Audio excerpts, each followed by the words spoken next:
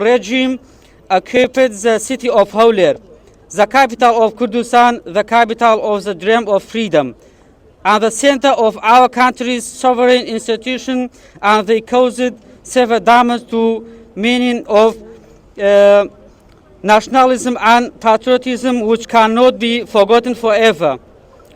Only 6 years passed after the uprising of the people of Kurdistan against the injustice and persecution of the Ba'ath regime when they liberated part of the homeland from the grip.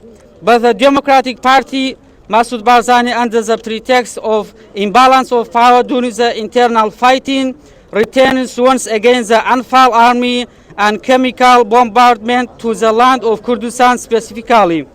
The city of Hawler, this resulted in the martyrdom and wounding of hundreds of Peshmerga and militants of the PUK and the Iraqi opposition forces. Hundreds of them were captured and disappeared.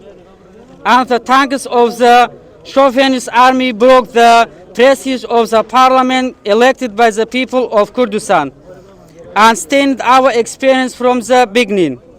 In memory of the Black Day and in memory of all martyrs and victims of our people, we send salutation to all the heroic and glorious martyrs of our people, especially the martyrs of resisting the occupation of the capital of Kurdistan on the Black Day of August 31st, 1996.